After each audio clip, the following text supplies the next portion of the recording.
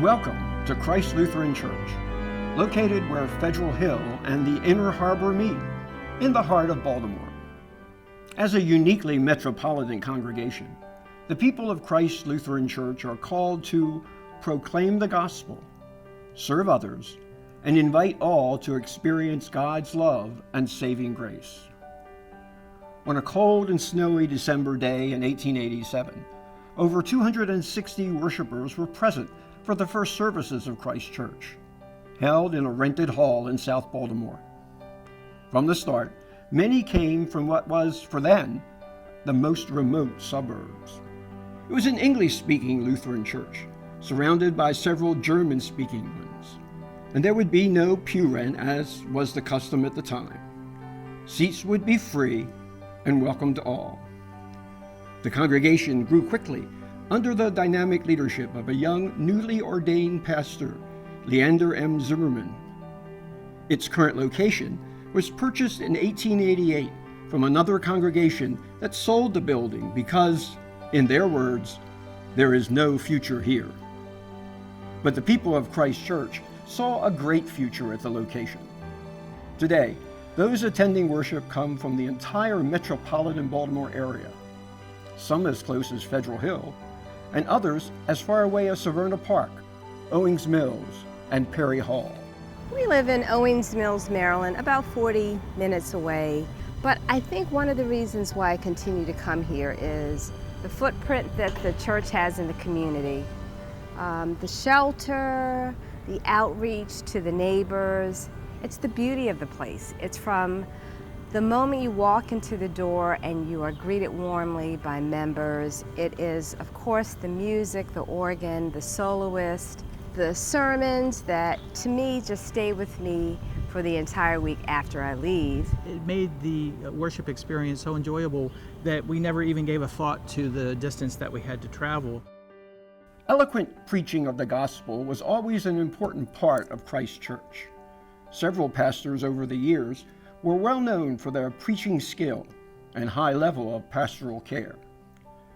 By 1925, Christ Church had grown to 2,000 members, was the largest Lutheran church in the city, and known as the church you can't forget.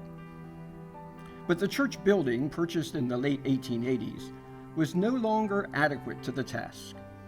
So, to accommodate its growing membership, the parish hall was built in the mid-1930s with funds raised during the Depression. It includes a beautiful children's chapel and a fellowship hall that are still used today. In the 1930s and 40s, the adult choir was enlarged, and junior, intermediate, high school, and young adult choirs were formed. Today, there are a variety of opportunities to worship each week. Worshiping God through music is enhanced through a world-class Andover organ and talented musicians. People tend to find their comfort spot in church. They pick a pew and that becomes where they sit weekly. And my choice of seats is right here in the choir for 44 years. It's been a wonderful experience. Had wonderful directors. Paul Davis and Daniel Alney have been spiritual leaders as well as musical leaders. We've done great music, we follow the lectionary. It's just very meaningful to be part of a service here. And what a way to serve the congregation, to be up here in this choir seat for all those years. But we are getting way ahead of our story. We need to go back to one of the major decision points in the history of the congregation that took place in the 1950s. The original 100-year-old non-air-conditioned church was becoming increasingly inadequate and unsafe. The question became, should Christ Church stay downtown, or should the congregation move to the more affluent and attractive suburbs, as several other inner-city churches had done, and where many members lived? Christ Church's third pastor, Dr. John L. Deaton, was adamant about remaining in South Baltimore. He wrote, "Let no one say our location is not good. The unique thing about our church, and that which makes it the talk of the city and the whole church, is that we maintain our strength and give such an effective witness in this location." Members rallied around the cause, and the beautiful edifice we worship in today was dedicated in 1958. Completed at a total cost of about $11 million in today's dollars, it was the only new religious building built in Baltimore's inner city for over 50 years. I'm a lifelong member of Christ Church, and each time I walk into the sanctuary, I'm taken back by its size and beauty, with lovely wooden pews and high vaulted ceilings. The stone floor is similar to those found in cathedrals around the world. The elegant stained glass windows are particularly beautiful on Sunday morning in the early day sun. The altar and chancel are just magnificent with the backdrop of a large stained glass window. It's so inspiring and so conducive to worship. From its founding, the church had always made generous donations to national and worldwide mission projects. But beginning in the mid-1960s, the congregation gradually became involved in a wider range of face-to-face social ministry programs, opening its doors to the immediate surrounding community. The biggest thrust up to that time came under Dr. Carl Falconer's pastorate. Using seed money raised by Christ Church members, the 220-bed John L. Deaton Hospital and Medical Center opened, focusing on services to the chronically ill. A few years later, the Christ Church Harbor Apartments for low and moderate income senior citizens opened, along with a beautiful plaza and an underground garage. The Christ Church complex was the first project completed in what was to become Baltimore's nationally renowned Inner Harbor redevelopment. And most importantly, it was the only component designed to serve people in need. Living at Christ Church Harbor Apartment has truly been a blessing to me. The people are so friendly and they treat you with such compassion and love and respect. It's a joy living at Christ Church Harbor Apartments. But after moving to the apartments, I said, why should I travel around the world going to church when I have a beautiful open door church right across the plaza from me? And it keeps me smiling to know that I belong to such a wonderful church. Beginning in the 1980s, under Pastor John Sabatelli's leadership, direct services to others took on dynamic new directions. A daily nursery school was established, and tutoring programs started at neighboring elementary schools. The ministry of Word and Sacrament was enhanced through the weekly celebration of the Holy Communion and the start of a contemporary service on Sunday and a midweek candlelight service. When I was looking for a church that had a wonderful Sunday school program and had a welcoming service with contemporary music, this was the place I thought of. So we came down and we really felt part of something. A lot of the families who participated in the contemporary service came from diverse backgrounds and had interesting combinations of people. So we weren't the only ones who maybe looked a little bit different or had come together in a different way. So it was very welcoming, and that was really the thing, being part of that community, being able to sing music that meant something to me, and also being able to be part of a Lutheran community, which is what I grew up with. Opening a temporary shelter for homeless men in the church's lower hall led over time to another major commitment to direct social ministry, the establishment in 2002 of the nonprofit Baltimore Outreach Services. This ministry provides emergency shelter, food, clothing, and housing to homeless women and their children who live in the church undercroft for several months until they have found suitable housing.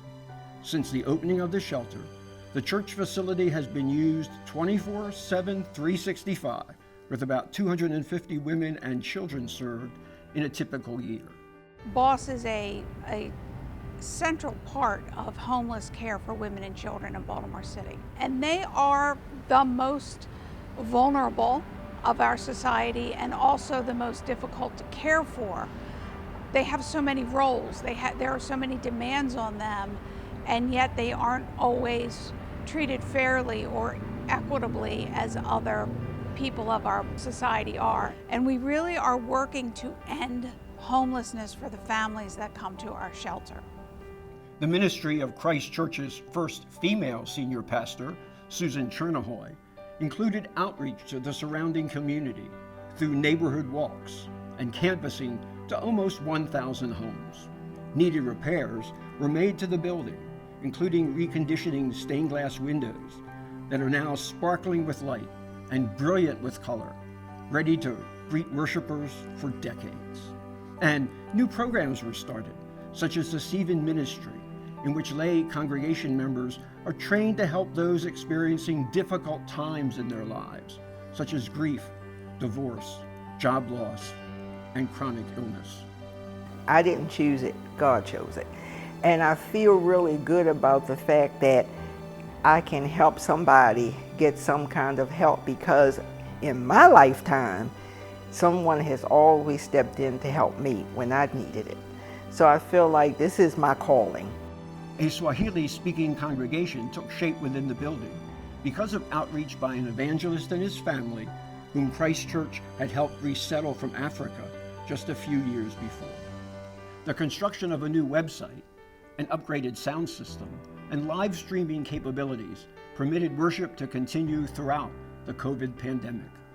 So the range of worship, ministry, and faith formation opportunities at Christ Lutheran has allowed me to enjoy my faith and grow in my walk with God in ways that personally resonate with me. I've particularly enjoyed the beauty of the sanctuary and the children's chapel, the midweek services, the Holy Week services, the Habitat for Humanity field trips to El Salvador, the various adult Bible study discussions, and helping to prepare a home for one of our shelter residents and her family as they move into their new home. You know, part of that faith formation journey is being part of that larger community, part of God's church, and how do we tend to and care for each other as brothers and sisters in Christ. Christ Lutheran's ministry continues to be one of welcome and hospitality, grounded in Christ's wide love that has emanated from Christ Church for over 134 years and will continue as long as God's people come together in this place. It has been said that the greatness of Christ Church is its amazing ability to hold on to its rich and glorious traditions and history. At the same time, it is open to change and the future. Christ Church has always been a leader. When others ran from the city, we stayed. When others closed their doors, we made a home for Meals on Wheels, opened a soup kitchen, and 20 years ago, opened a homeless shelter that has served over 5,000 women. In all these things, to God alone belongs the glory. I am so grateful for the compassion and my walk with God in this house of His called Christ Church. As Christ Church continues well into its second century of service, under Senior Pastor Dr. Amsalu Galata, it rededicates itself to be good and faithful stewards of the gifts that have been entrusted to it, and to go from strength to strength in the Lord's service.